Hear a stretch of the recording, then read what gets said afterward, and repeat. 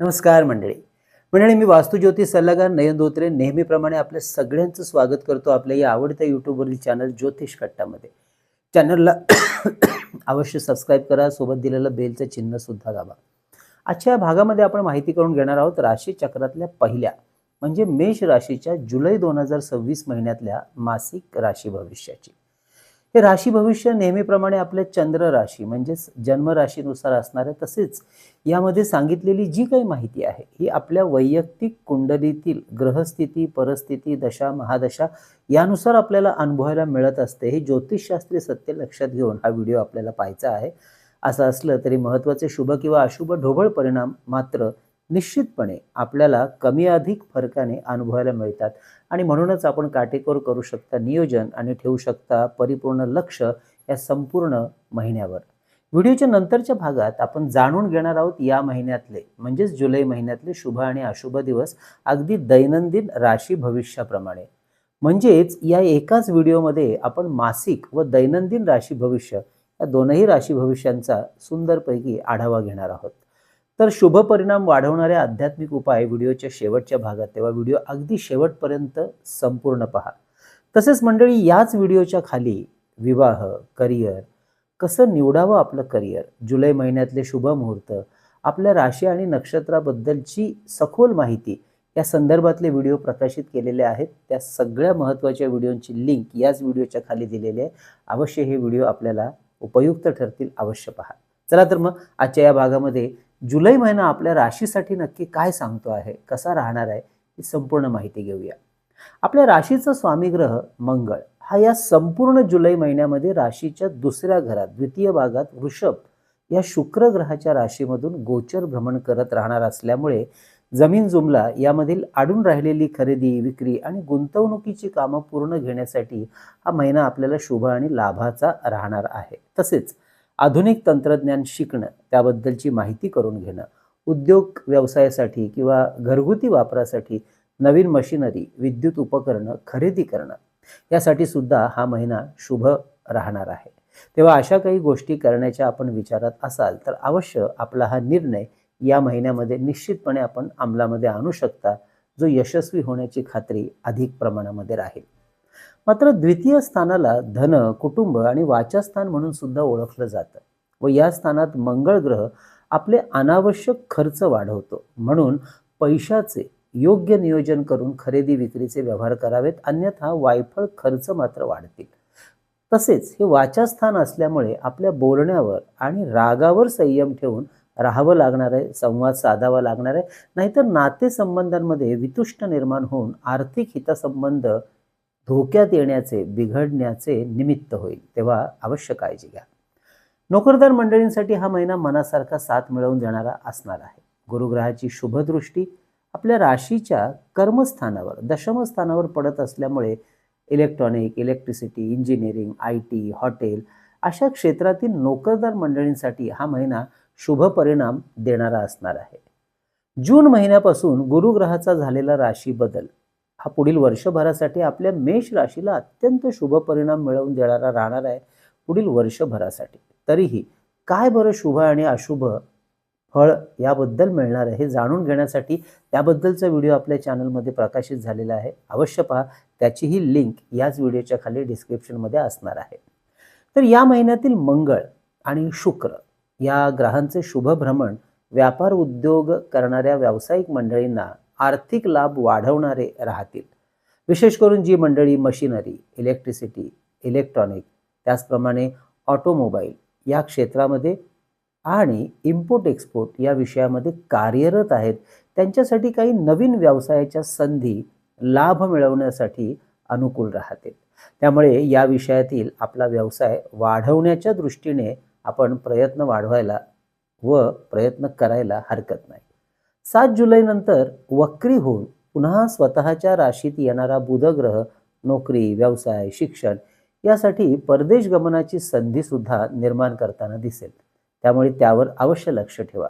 तर जी मंडळी import exports, travels and tourism, publication, social media, journalism, event management अशा क्षेत्रामध्ये कोणत्या ना कोणत्या माध्यमातून कार्यरत आहेत किंवा नव्याने पदार्पण करण्याचं ठरवत आहेत त्यांच्यासाठी सुद्धा अतिशय शुभ परिणाम हा बुधग्रह देताना दिसेल.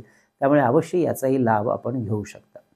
कामानिमित्ताने देश विदेशातील दौरे यशस्वी करण्यासाठी या बुधग्रहाचं गोचर भ्रमण 3ऱ्या घरातून अत्यंत शुभ आणि लाभाचं राहील. तेव्हा ही संधी सुद्धा सोडू नका. विशेष करून नोकरदार मंडळींना हे दौरे विशेष लाभाचे राहतील. विद्यार्थ्यांसाठी पहिला पंधरवडा मनासारखा परिणाम देणारा राहील. दुसऱ्या पंधरवड्यात मात्र आरोग्याच्या कारणांवरून विद्या अभ्यासातल्या अडचणी निर्माण होऊ शकतात. तेव्हा आरोग्याची अवश्य विद्यार्थ्यांनी काळजी घ्यावी. कला, तंत्रज्ञान, विज्ञान, मेडिकल अशा विषयामध्ये शिक्षण घेत असलेल्या विद्यार्थ्यांसाठी हा महिना बऱ्यापैकी अनुकूल वातावरण देईल. आरोग्याचा विचार करता संधिवात आणि पित्ताचे आजार आपल्या राशीच्या मंडळींना सांभाळायचे आहेत.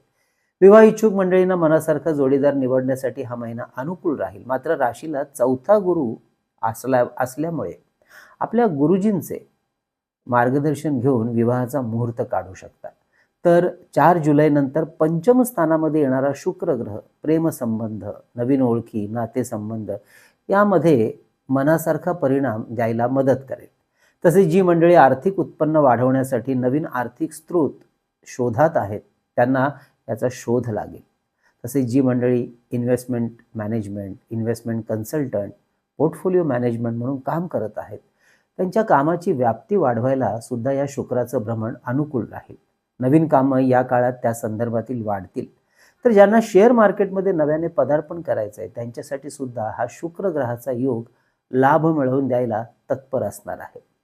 आपली राशी तसेच आपल्या राशीमध्ये येणारी जी 2.25 नक्षत्र आहेत म्हणजे 3 नक्षत्र यांची सखोल माहिती घेण्यासाठी अवश्य या विषयाचा व्हिडिओ आपण प्रकाशित केलेला आहे.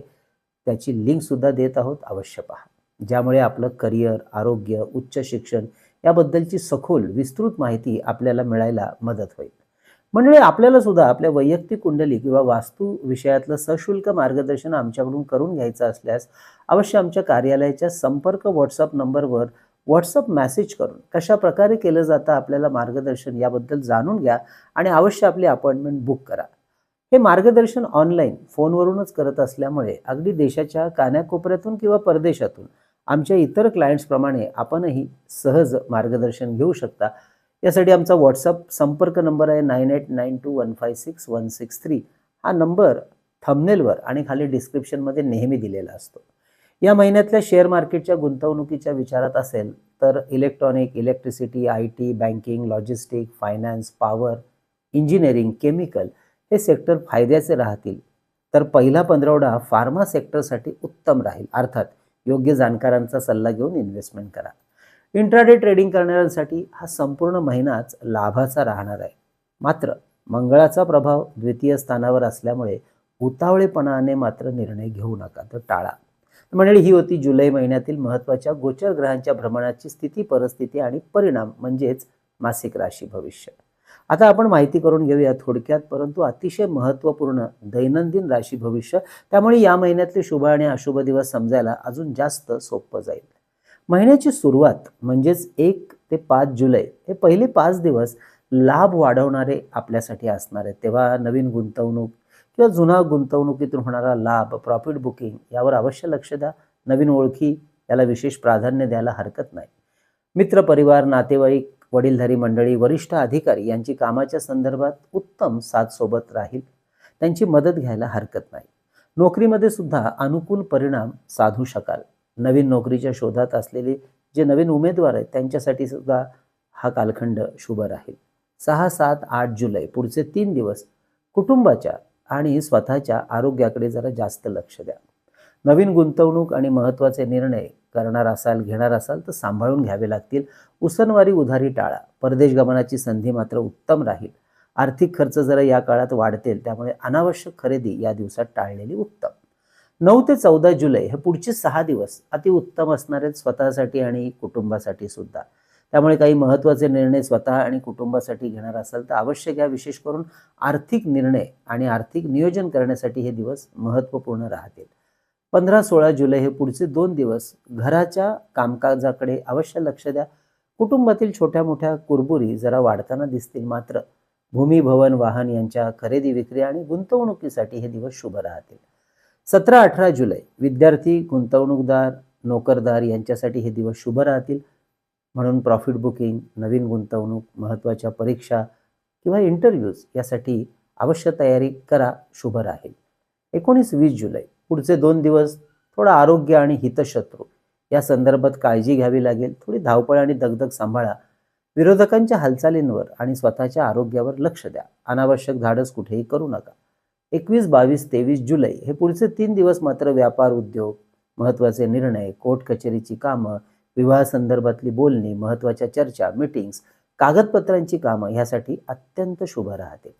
24-25 जुलै हे पुढचे 2 दिवस व्यवहारातील महत्त्वाचे निर्णय जरा सांभाळून घ्यायचे आहेत आणि वादावादीपासून स्वतःला लांब ठेवा. आरोग्यही सांभाळा. तर महिन्याचे शेवटचे 6 दिवस मात्र 26 ते 31 जुलै महत्त्वाच्या कामाला पुन्हा एकदा सुरू करायचं असेल तर अतिशय उत्तम. धार्मिक मंगल कार्य करण्यासाठी सुद्धा शुभ राहतील. नोकरीमध्ये बदल, नवीन नोकरीचा शोध, प्रॉफिट बुकिंग, नवीन गुंतवणूक, महत्त्वाचे निर्णय, गाठीभेटी यासाठी हे दिवस शुभ आणि अनुकूल असणार आहेत.